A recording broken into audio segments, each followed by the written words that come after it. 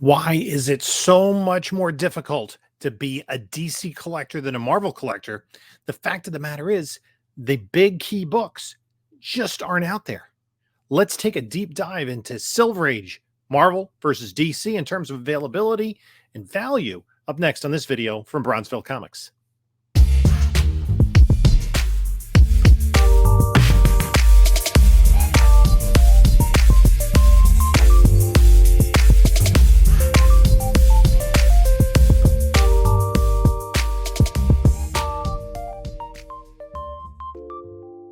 Hello, panelologists. This is Jim from Bronzeville Comics coming to you with another video. And before we get started, please like, comment, subscribe. Check out the description of this video. It's got links to my eBay store and email, as well as whatnot and Instagram. So just check all of that out. I'd like to thank everyone for stopping by. And what I want to talk about today is how difficult it is to be a DC collector. Now, there is a supply and demand aspect to this as well. But what if you're a DC collector and you want those big Silver Age keys, forget about the Golden Age keys, right? Marvel has like 2 Golden Age keys, Marvel Mystery Comics #1 and Captain America Comics #1, that are first appearances. Obviously, a lot of the timely books with the Schomburg covers, etc., have significant value. Even some of the later, like the Captain America Comics, 72 with the Red Skull cover. Yes, great covers, great first appearances. Other books, but those are the 2 main, I would guess, grails. Whereas DC, you have Action Comics 1 and Superman 1, Detective 27 and Batman 1. You have All-Star Comics 8 and Sensation 1 and Wonder Woman 1. You have Flash Comics 1 and All Flash 1. You have All American 16. You have, and that doesn't even include the characters that they have subsequently acquired from Fawcett or Quality. So there's the first Robin, the first Dr. Fate, Inspector, and Aquaman, Green Arrow, Superboy, Lex Luthor, the first Riddler and Penguin. The list goes on and on because DC incorporated those characters. A lot of the characters that Marvel had in the timely era didn't really translate. So there are a couple of things going on. The other thing, too, is remember, the Silver Age of comics is generally recognized to begin in 1956 with the publication of Showcase #4, the first appearance of Barry Allen Flash. It would be an additional 5 years before the Silver Age of Marvel Comics started. So what I want to do is take a look at some Marvel keys, big time. These are like the books. If whatever character you're interested in, this is the book you want. So they're, first appearances, etc., in decreasing order of census. Blue Label, CGC census. And what I want to take a look at is the top 10% of the census, what grade the book would come in, which is really what some people consider investor level grade. And also the value of that grade, and the value going down to a 1.0, because some comics, there aren't as many slabs because it doesn't make sense to slab that many books, right? If you have an Action Comics 1, you're going to, it makes sense to slab it no matter what it looks like, even if it's just the number from the cover, right? Same with Amazing Fantasy 15 and Batman 1 and the major keys. But as books don't really hold the same kind of value, then that changes. But let's take a look at availability, and we'll go through a little bit of a comparison. So I'm going to start with a Marvel comic that is one of the easier Silver Age keys to come across. I've had 4 of these that I've gotten in collections over the last few years, and it's Daredevil #1. This is one of the later ones. It's from 1964, cover date April 1964, and there are 5,331 on the census. To get into the top 10%, though, you would need an 8.0. Right, that's going to put you in the top 10%, which has a fair market value of $10,000. Last sale was $8,600, so you could probably get it for less than that. So, a 5,300, and then it makes sense. A 0.5s, I've graded 1.0s, 1.5s, 1.8s. A 0.5 is still $1,000 book, so it still has value when you slab it. Let's look at the next. We're going to start decreasing the census count. at least in terms of universal census. So X-Men #1 has 4,700 copies on the census. This is a very desirable book. A lot of X-Men fans, a lot of people trying to complete this run. You need a 7.0 to be in the top 10%, which has a fair market value of about $41,000. So now, and we're talking, this is 1963. So this is about a year older than Daredevil #1. And again, it makes sense. 1.0s have a 4,000, 0.5s over 2,000, sell for. So it makes sense. So now you're talking about, right? The top 10% is a 7.0, which is a about a $40,000 book. Let's tick down in the count a little bit to Amazing Spider-Man 14. Right? The first appearance of the Green Goblin. I want to include a couple of villain first issues here because with DC, it's hard to just go after superheroes because obviously Superman, Batman, and Wonder Woman, etc., had first appearances in the Golden Age, the biggest heroes. So this is from July of 63. And it says 4,500 copies on the census. Top 10% would put you at an 8.5, which is a nice grade. And that's a $7,600 book a year ago. Fair market value, $7,250. That's probably close to right, just at least in the ballpark. First appearance of the Green Goblin. And, you're still close to $1,000 for very low grade books. Okay. Let's go down to Avengers #4, the first Silver Age appearance of Captain America. And 4,257 copies on the census. Universal Blue Label copies. To get in the top 10%, you need an 8.5, which has a fair market value of just about $5,000.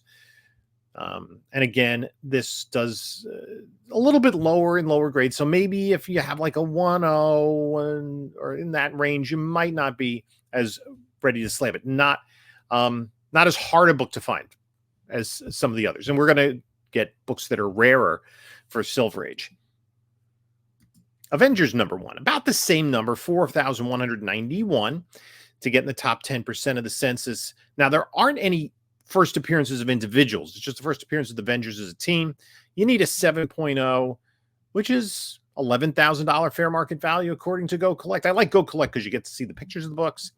And then they have this nice little color-coded census valuation. But yeah, Avengers #1, first appearance of the Avengers, still over $1,000 book all the way down here. So, we said a 7.0 is about an $11,000 book. Let's go to Amazing Spider-Man #1. Now, with the success of Amazing Fantasy 15, people wanted Amazing Spider-Man. So this probably had a fairly large print run, even though at the time, the publishers liked to avoid #1s because the retailers felt that, if you had an issue 75 or an issue 15, it was a proven book that somebody had already bought the previous issues and they would buy the next one. #1, who knew? But Amazing Spider-Man #1, there are 3,492 copies on the census. And to get in the top 10%, you got to get a 7.0. So that's, a fair market value of about $28,000. And people are grading this all the way down. I mean, even a 0.5 has a fair market value of $4,400. This is a very desirable book. Now, that's one of the things about the Marvel books, because I would say that a lot of these, Amazing Spider-Man, X-Men, even Daredevil, Avengers, people try to put together like a run of 1 through 100. You're not going to see the same thing with DC because there were very few #1s starting in the Silver Age. Yeah, people want 1 through 100 of Batman, but those are all Golden Age books. 1 through 100 is Superman. You got to get Superman 1, which is a crazy book. And, the early issues are very hard to find. And really, we'll see. We'll take a look at #1s. Or some people collect the whole series, right? So a very desirable book. Amazing Fantasy 15, its counterpart, has 2,559 copies on the census. And this is going to be the most expensive. Top 10% puts you at a 6.5, which is over $100,000. Last sale, $114,000. And obviously, it's a $10,000 book, even if it's a rag. A 0.5 sold a year ago for over 10 grand. So that's something that people are going to get graded. They're going to want to collect. It is the ultimate grail of the Silver Age, especially among Marvel collectors. Spider-Man's their most popular character, so people want this book and aren't willing to give it up that readily. So really, there are only 2,500 copies on the census, which isn't a lot. And we can see we're going a little bit earlier. Now we're back into 1962 here, August cover date. I know DJ Links just picked up a copy of this at a 3 point. What does he get? I think he got a 3.0. Expensive comic books, right? Desirable. Everybody, what book do you want? Amazing Fantasy 15. For serious collectors. Let's go down. And even more rare is Tales of Suspense 39, the first appearance of Iron Man. This book, it's been over the last 16 years, has increased in popularity because of what Robert Downey Jr. did to the character. 2,126 copies on the census to get in the top 10%. You need an 8.0, which is a nice grade, and that's about a $30,000 book.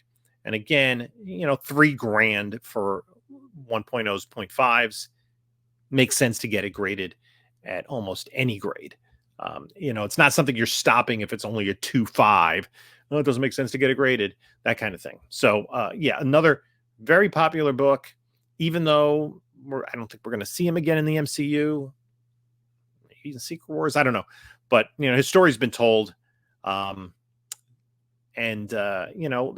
He was always right there, I think with Thor as like the secondary tier of characters, where really Spider-Man was the number one solo character. And then you had the teams, Fantastic Four, X-Men, Avengers, as we've seen from this list. But some of them are more rare than this. Few less copies out there is Strange Tales number 110, the first appearance of Doctor Strange. 2,100 copies on the census. Unfortunately, there's no picture nor even mention of him on the cover. And to get in the top 10%, you got to get an 8.0. It's a good book, which is about a $7,000 book. And maybe not getting it graded very low, but still not many copies that people wouldn't choose to grade because of its value after getting it graded. They might prefer to keep it raw, even people that sell might say, I could sell a low grade copy raw for pretty much close to what I would a graded copy. Now we're going to go to the book that started the Silver Age, and now we're into 1961, November of 1961, and that's Fantastic Four number 1, the first appearance of the Fantastic Four. 2,050 universal copies on the census. To get in the top 10% of this, you need a 6.5, and a 6.5 is a $38,000 book. Now notice the differential there between Amazing Fantasy 15 and Fantastic Four 1. Spider-Man that much more popular. And even with the movie coming out, I mean, this is a key. I don't think that's going to change the desirability of this book that much. It's kind of in my long-term goals. Again, I'm more of a DC collector, and I've sold all my Daredevil ones. I had an Amazing Spider-Man one that I sold it. I used Spider-Man as my cash cow.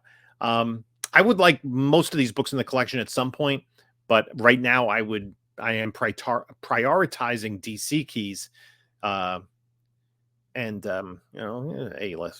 a AF-15, falls off a truck, I find it at a garage sale for $20. I'm not going to say no. I'll probably keep it, but let's keep going. And a fewer copies of that, though, is Fantastic Four 5, the first appearance of Doctor Doom. 1,869 copies on the census. 7 conserved. Where's my conserved? My conserved is 3.5. That's mine.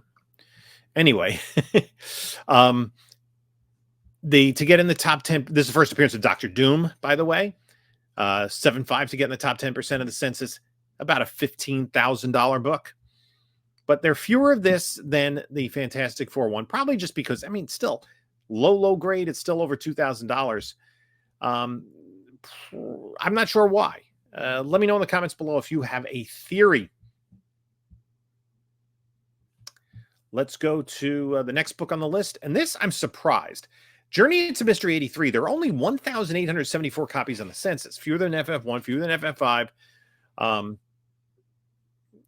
They're this small number of copies. To get in the top 10%, you need a 7.0, $24,000 fair market value. That's about right. First appearance of Thor. I'm surprised there are this few copies. I thought because this came out in July of 62, it's about the same time as, like Iron Man, right? Iron Man's 63. Yeah, it's the same time as Amazing Fantasy 15. I remember all this from the when I was a kid. I had the trade paperback Origins of Marvel Comics, and then there was Sons of Origins, and Stan Lee wrote all the text to it, and it started with Fantastic Four 1, and then they also put in a later story. So I think it was, which one is it? The is it 55? The one where Thing and Silver Surfer are on the cover. Anyway, they would include a newer story. And then they went in order of the major keys. So it was Fantastic Four 1, and then Hulk 1 and Amazing Fantasy 15, and so on. And then I think Journey into Mystery 83 was after that. So yeah, I'm a little bit surprised by this. Then even rarer than that is Hulk #1, Incredible Hulk #1, 1,521 copies on the census.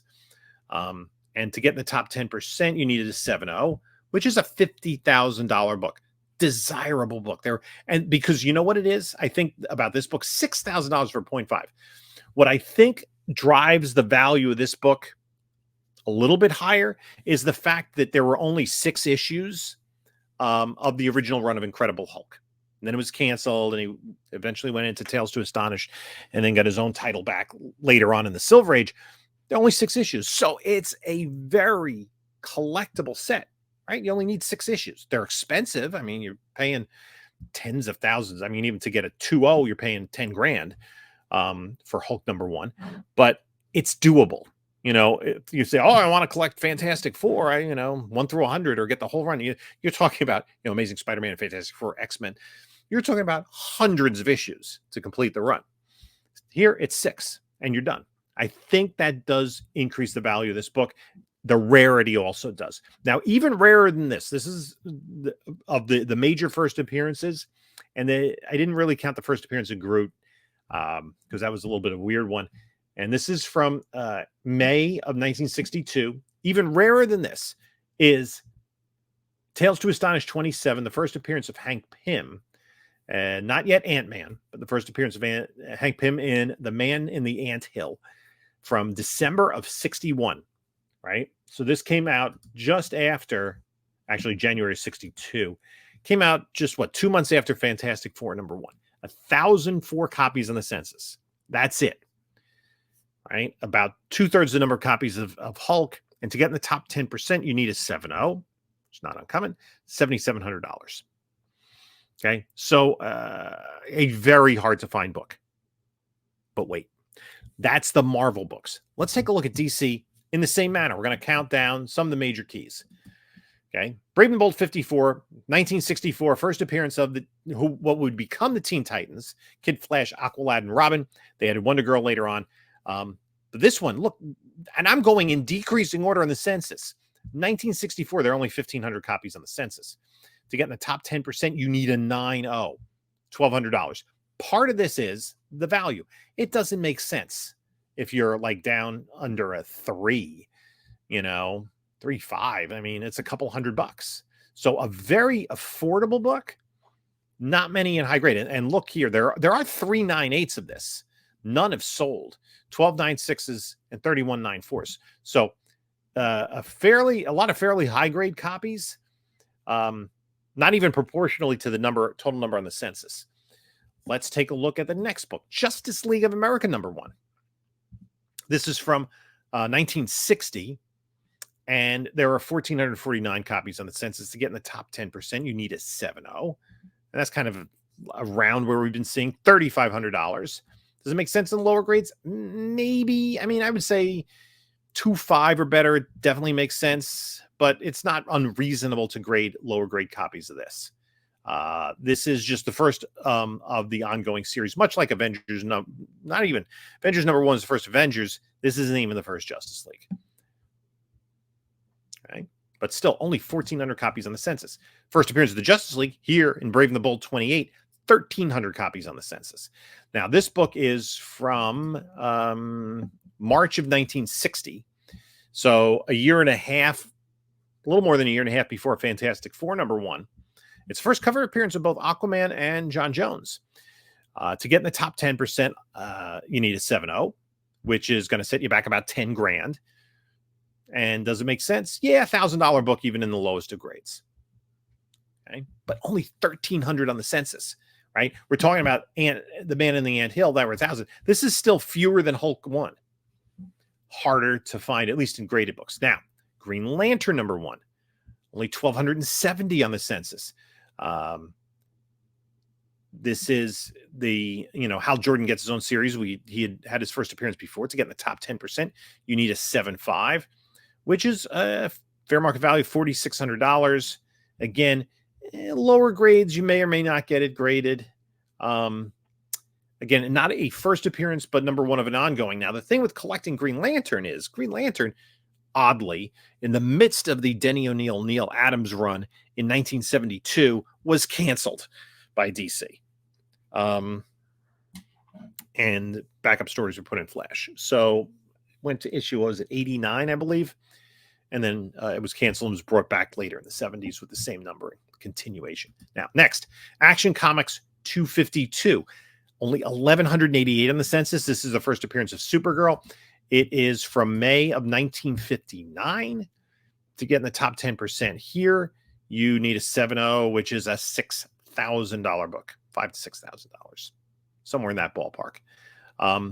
Now, even though you're a little bit earlier, there are more of these. I think because Superman was their best seller, so there were plenty of copies of Action Comics #1. It wasn't anything anybody's taking a flyer on. Kids who were into Superman were buying this. I'm sure there were plenty of copies sold. I have 2 copies of this. One is incomplete. They're both low grade. So a harder book to find, only 1,100 copies, right? Whereas we compare that to the Hulk, there are 1,500 copies, right? We're still less than the Hulk. So, and still, $1,000 sale for a 1.0 last year. Okay, let's go next to Showcase #22. This is the first appearance of the Hal Jordan Green Lantern. 1,178 copies on the census. To get in the top 10%, you need, it's only a 6.5, which is still a $10,000 book. $1,000 book in any grade. Makes sense to get this graded. It is from 1959, October cover date, 1959.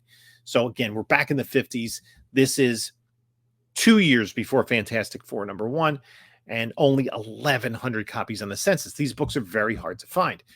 Aquaman #1 from 1962, right?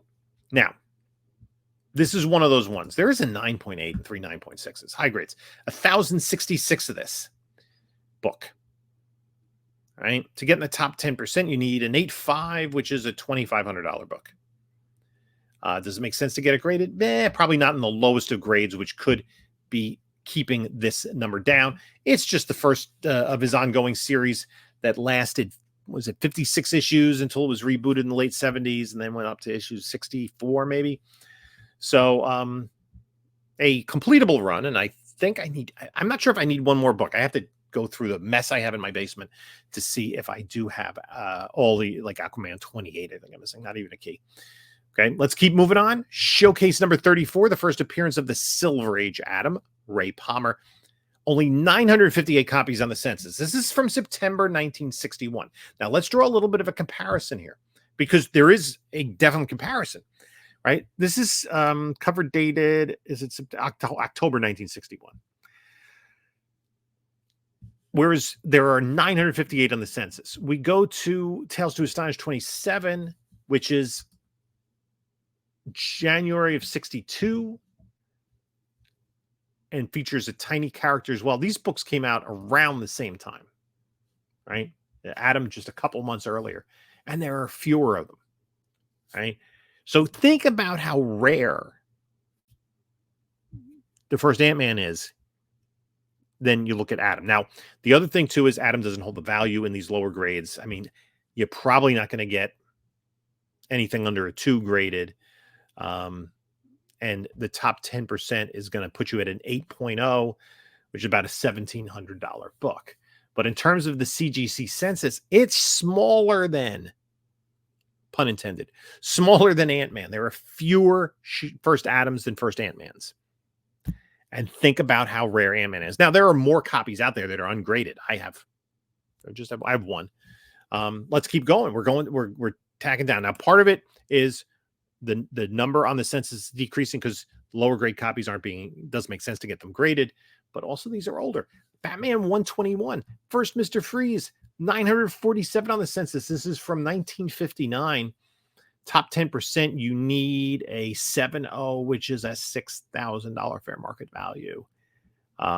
Probably makes sense to get it graded, close to $1,000 even in low grade. 1959, and it's Batman. Two things. It's Batman, which means it was a popular title at the time, right? People bought Batman. They were out there. They existed. But people collect Batman and collect the run. And, a lot of people like to collect all the villains, the Silver Age villains for Batman. So this is a very collectible book. Let's keep going. Brave and the Bold 34, the first appearance of the Silver Age Hawkman. From 1961, February 1961, only 851 on the census. Top 10%, you need an 8.0. That's a $1,700 book. So again, this book, lower grades, probably not going to get it graded. I do have a raw copy that's in the mid grade, probably in the 5-ish range. It's staying raw for now. I don't need to get it graded because it's staying in the PC. Generally, I only get books graded in the PC when I want to determine which one I'm going to use to upgrade when I have multiple copies. And it's not clear. Anyway, I digress. Let's get back to this. So Hawkman number 1. Again, this is held down because you're not going to get it graded in lower grades. There are probably a lot more out there, but still harder to find. Flash 105, the first issue of the ongoing Silver Age Flash series, continuing the numbering from Flash comics from the Golden Age. 720 on the census. Now, to get in the top 10%, you need a 7.5, which is a $6,000 book. So people are grading this. I mean, maybe the very lowest grades, maybe not, but this is a big key issue. And Flash is one of those books that you can collect. It went to issue 350 with this volume. I think it's very difficult to collect 1 through 350, but it's probably somewhat doable to get 105 through 350 because all those Golden Age books, talk about hard to find. This is a small number. This is a book from early 1959. Let's keep going. They get rarer. Showcase number 4, and their book's rarer than this. This is a big time book. This is the book that started the Silver Age. We're talking all the way back in 1956, right? The beginning of the Silver Age. More than 5 years before Fantastic Four number 1, there are 437 on the census. 437. That's about 1/5 of the number of Fantastic Four, maybe a little bit more than that. To get in the top 10%, you need a 7.0, which is $64,000. Even the lowest grade, it's thousands of dollars. So it's not the value of low grade that's keep it from being census. There aren't many of these. There are not many Showcase 4s out there. It's so much easier to find, let's say, an FF1, even an Amazing Fantasy 15, even a Hulk 1. There are more than triple the number of Hulk 1s as Showcase 4s. And to get it in high grade, I mean, the fact that there's a 9.6, my goodness. Sold a year ago for $900,000. There, are some high grade books, but very expensive. Let's keep going. Showcase 17. This is the first appearance of Adam Strange. A sci-fi hero. It doesn't have a connection to the DC comics. He did have crossovers with the Justice League back in the day. Only 340 on the census, right? This is from November 1958. To get in the top 10%, you'd need a 6.5, which is a $5,000 book. Again, it's held down. I mean, only a couple $100 in the low grade. So maybe not all of these are getting graded, but there's only 340 on the census. Let's keep going. Showcase number 6, the first appearance of the Challengers of the Unknown by Jack Kirby. Um, there are only 213 on the census. 213. I want this book to get in the top 5. You need 7.5, which is only $2,800. And then, maybe not all of them are graded, but this is from 1957. Right? This is just 2 issues after the first Flash. And, Kirby was doing this book about 4 people who went up on a flight that crashed. They didn't get superpowers, though. There are a lot of parallels between the Challengers of the Unknown and the Fantastic Four. So I think, Kirby brought some of his ideas over to Marvel, but not the most popular group. Not we haven't seen a movie yet of the Challengers of the Unknown, but who knows? But still, a really hard book to find, and nothing above a 9.0. Notice that. So that's going to do it for this video. I mean, there is the comparison of Marvel and DC in the Silver Age. DC books are older, that's for sure, but they are so much harder to find out there. And as a DC collector, you kind of see one of those and you're like, oh my gosh, I found one of these books.